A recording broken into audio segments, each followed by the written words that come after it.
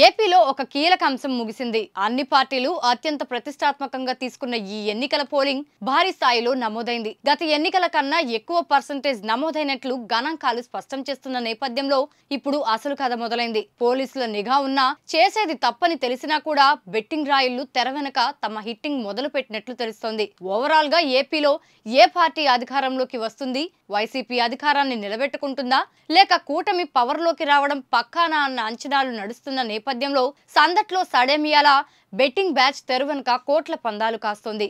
ముఖ్యంగా పవన్ పోటీ చేసిన పిఠాపురం, మంగళగిరి నుండి నారా లోకేష్ వంటి వారు గెలుస్తారా, గెలిస్తే ఎంత మెజారిటీ రావచ్చనే దానిపైనే ప్రధానంగా ఈ బెట్టింగ్లు జరుగుతున్నట్లు తెలుస్తోంది. ఈ నేపథ్యంలో రాష్ట్ర వ్యాప్తంగా ఈ బెట్టింగ్లపై ఎలాంటి ప్రచారం జరుగుతోంది, ఏ జిల్లాల్లో దీని ప్రభావం ఎక్కువగా ఉందన్న దానిపై మరింత సమాచారాన్ని మా ప్రతినిధులు అందిస్తారు. సార్వత్రిక ఎన్నికలు సోమవారంతో ముగిసిన విషయం తెలిసిందే.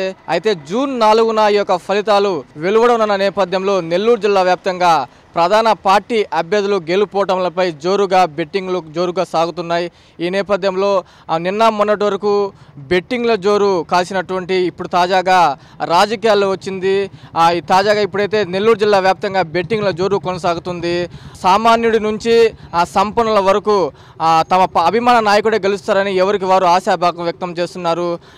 మారుమూల గ్రామం నుండి పల్లె పట్టణం వరకు కాయ్ రాజా కాయ్ అంటున్నారు. సాధారణంగా బెట్టింగ్లో టాస్ ఏ జట్టు గెలుస్తుంది, ఏ బంతికి 4 కొడతారు, ఏ బంతికి 6 కొడతారు, ఏ బంతికి వికెట్ పడుతుందని ఈ విధంగా జోరుగా బెట్టింగ్ కాస్తూ ఉండడం చూస్తుంటాం. అయితే ఈ రాజకీయాల్లోకి వచ్చిన విషయం గత 24 గంటల నుంచి రాజకీయాల్లో ఏ నియోజకవర్గంలో ఏ పార్టీ అభ్యర్థి గెలుస్తాడు, ఎంత మెజారిటీ వస్తుంది, టీడీపీ నేతలు గెలుస్తారని వైసీపీ నేతలు, వైసీపీ గెలుస్తారని టీడీపీ నేతలు, రాష్ట్రంలో ఫలానా పార్టీ అధికారంలోకి వస్తుందని పలువురు బెట్టింగ్ రాజులు కాయ రాజా కాయ అంటూ 10,000 నుండి 1,00,000 వరకు మారుమూల గ్రామాల్లో జోరుగా బెట్టింగ్లు సాగుతున్నాయి. పలువురు పత్రాలపై కూడా తెల్ల కాగితాలపై పత్రాలపై రాసుకుంటున్నారు. ఆన్లైన్పై అవగాహన ఉండేవాళ్ళు ఆన్లైన్పై స్మార్ట్ ఫోన్ ద్వారా లావాదేవీలు కొనసాగుతున్నాయి. గోదావరికి ఉన్న మరో చెడ్డ అలవాటు చాలా మందిలో, అంటే మొత్తం అందరినీ చెప్పలేదు, చాలా మందిలో బెట్టింగ్ లేని అలవాటు. మనం చూసిన సంక్రాంతి వస్తే కోడి పందాలు, విజయదశమి వస్తే పేకాట, సంక్రాంతిలోనే గుండాట, ఇలా పందాలు బెట్టింగ్లు ఎక్కువగా ఎక్కడ జరుగుతాయి అంటే ఆంధ్రప్రదేశ్లో గోదావరి జిల్లాలో అని చెప్తారు. తూర్పు గోదావరి జిల్లాలో పెద్ద ఎత్తున బెట్టింగ్లు జరుగుతున్నాయి.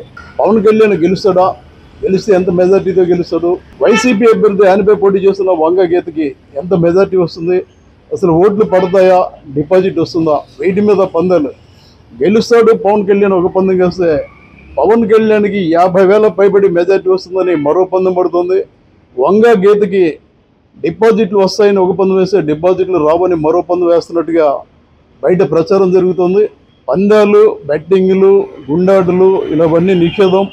పోలీసులు ఎప్పటికప్పుడు తనిఖీలు నిర్వహిస్తున్నారు. ఎక్కడ పందాలు జరుగుతున్నాయో నిఘా పెట్టడం జరుగుతుంది. గతంలో ఎవరైతే పందెం నాయుళ్ళు ఉన్నారో వారి మీద నిఘా కూడా పెడుతున్నారు. కానీ రాజకీయ పందాలు కాబట్టి ఇది పెద్దగా పోలీసుల దృష్టి కూడా వీళ్ళని అంశమని చెప్పి పోలీసు అధికారులు అంగీకరిస్తున్న నేపథ్యంలో చాలా చోట్ల మెయిన్గా ఓట్లలో పందాలు జరుగుతున్న ప్రాంతం మీదంటే పిఠాపురం అని పిఠాపురం ఓటర్లు చెప్తున్నారు.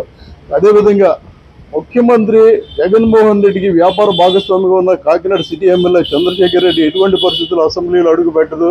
చంద్రశేఖర్ రెడ్డిని మోకాల మీద నడిపిస్తానని జనసేన అధినేత పవన్ కళ్యాణ్ చెప్పిన నేపథ్యంలో ఎలా ఉంటుంది, చంద్రశేఖర్ రెడ్డి గెలుస్తారా లేదా ఆయన మీద పోటీ చేసిన టీడీపీ అభ్యర్థి గెలుస్తారా? అలాగే మరో కీలక అభ్యర్థి కాకినాడ రూరల్ నుంచి జర్నలిస్ట్ కురసాల కన్నబాబు, ఆయన గెలుపు ఎలా ఉంటుంది? అదేవిధంగా ఎందుకంటే కాకినాడ జిల్లాలో 2 జనసేన పోటీ చేసి, ఒకటి పిఠాపురం పవన్ కళ్యాణ్, 2 కాకినాడ రూరల్. వీటి మీద పందాలు జరుగుతున్నాయి. ఇక ఆర్థిక మంత్రిగా పనిచేసి స్పీకర్గా పనిచేసిన మాజీ మంత్రి యనమల రామకృష్ణ కుమార్తె దివ్య పోటీ చేసింది. అక్కడ కూడా పందాలు జరుగుతున్నాయి. ఇక జనసేన అధినేతకి అత్యంత సన్నిహితుడైన తూర్పుగోదావరి జిల్లా రాజానగరం బత్తుల బలరామయ్య పోటీ చేశారు. ఆయనపై జక్కంపూడి రాజా సిట్టింగ్ ఎమ్మెల్యే మరోసారి విజయం కోసం తలపడ్డారు. అక్కడ కూడా పందాలు జరుగుతున్నాయని చెప్తున్నారు. ఇక కోనసీమకు వచ్చేసరికి జనసేనకి అత్యంత కీలకమైనది రాజోలు. రాజోలు నుంచి 2019 ఎన్నికల్లో రాష్ట్రంలో జనసేన తరఫున ఏకైక ఎమ్మెల్యే రాపాక వరప్రసాద్ గెలిచిన కొన్ని నెలలకి ఆయన వైసీపీలు గెలిపారు. దాంతో రాజోలు చాలా ప్రతిష్టాత్మకంగా తీసుకున్నారు. అక్కడ కూడా పందాలు జనసేన గెలుస్తుందా లేదా వైసీపీ గెలుస్తుందా అని. ఇలా చూసుకుంటూ పోతే ఉమ్మడి తూర్పుగోదావరి జిల్లా వ్యాప్తంగా పెద్ద ఎత్తున బెట్టింగ్లు జరుగుతున్నాయని ఎక్కడికెక్కడ ప్రచారం జరుగుతోంది. లేదా ఆయన మీద పోటీ చేసిన టీడీపీ అభ్యర్థి గెలుస్తారా? ఉమ్మడి పశ్చిమ గోదావరి జిల్లా వ్యాప్తంగా కూడా బెట్టింగ్లు అయితే భారీగా నిర్వహించిన పరిస్థితి ఉంది. ఈ 15 నియోజకవర్గాల్లో కూడా తన అభిమాన నాయకులు తాము గెలుస్తారని కొంతమంది, అలాగే భారీ మెజారిటీతో గెలుస్తారని కొంతమంది అయితే బెట్టింగ్లు కట్టిన పరిస్థితి అయితే ఉంది. ఈ బెట్టింగ్లు అయితే కోట్ల రూపాయలు అయితే సాగుతున్నాయని ప్రచారం జోరుగా సాగుతుంది. ఈ బెట్టింగ్ల మీద పోలీసు వారు ఎంతైనా సరే నిఘా పెట్టి ఇప్పటికే చాలా అడ్డుకట్ట వేసిన పరిస్థితి అయితే కనపడుతుంది. ఈ 15 నియోజకవర్గాల్లో ఇటు చింతలపూడి నుంచి ఎన్ఆర్ఐ రోషన్, ఇటు వైసీపీ అభ్యర్థిగా విజయరాజు అయితే ఉన్నారు. వారిద్దరి మీద కూడా విజయరాజుకి అయితే భారీ మెజారిటీ వస్తుందని కూడా వైసీపీ కార్యకర్తలు కానివ్వండి, నాయకులు కానివ్వండి బెట్టింగ్ కట్టే పరిస్థితి ఉంది. అలాగే దెందులూరు నియోజకవర్గం చాలా హాట్ టాపిక్గా ఆంధ్ర రాష్ట్రంలోనే ఉంటుంది. ఎందుకంటే మాజీ ఎమ్మెల్యే చింతమనేని ప్రభాకర్ ఎప్పుడూ వార్తల్లో నిలుస్తూ ఉంటారు. అలాగే అబ్బాయి చౌదరి పోయినసారి 2019 సార్వత్రిక ఎన్నికల్లో భారీ మెజారిటీతో అయితే గెలుపొందారు. ఈ నేపథ్యంలోనే ఈసారి చింతమనేని ప్రభాకర్కి భారీ మెజారిటీ వస్తుందని కోట్లల్లో పందేలైతే నిర్వహిస్తున్నారని సమాచారం.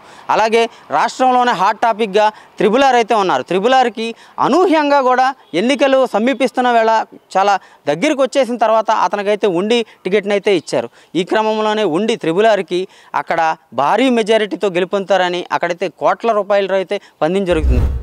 విశాఖపట్నంలో నిన్న ఏదైతే ప్రశాంతమైన వాతావరణంలో పోలింగ్ జరిగిందని చెప్పుకోవచ్చు. ముఖ్యంగా మనం చూసుకుంటే విశాఖపట్నంలోని జిల్లా వ్యాప్తంగా భారీ ఎత్తున బెట్టింగ్ రాజులను తమ బెట్టింగ్ కొనసాగిస్తున్నారు. ముఖ్యంగా విశాఖ జిల్లాలో 7 నియోజకవర్గాల్లో కొన్ని హాట్ సీట్లుగా పేర్కొన్న అనకాపల్లి కానీ, పెందుర్తి నియోజకవర్గం కానీ, సౌత్ నియోజకవర్గం కానీ భారీ ఎత్తున బెట్టింగ్లు అనేవి జరుగుతున్నాయి. గతంలో చూసుకుంటే విశాఖపట్నంలో 80% పోలైన ఓటింగ్ శాతం ఈసారి 60 వరకే పరిమితమైంది.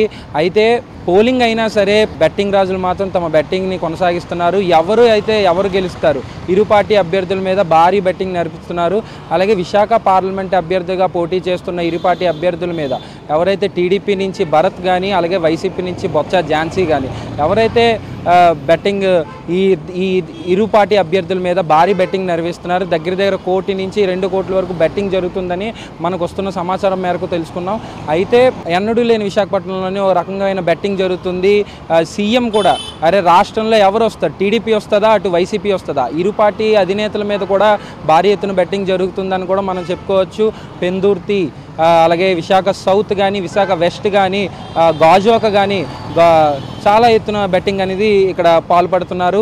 పోలీసులు కూడా ఒక నిఘా వేసి ఉంచారు. ఎవరైతే ఇలాంటి బెట్టింగ్లకు పాల్పడుతున్నారో వారి మీద కఠిన చర్యలు తీసుకుందామని చెప్పి కొన్ని స్క్వాడ్స్ అయితే రంగంలోకి దిగిన పరిస్థితి కనబడుతుంది. కానీ ఏదైనా సరే మా పార్టీ గెలుస్తుందంటే మా పార్టీ గెలుస్తుందని చెప్పేసి పూర్తి స్థాయిలో బెట్టింగ్లు అనేది కొనసాగిస్తున్నారు.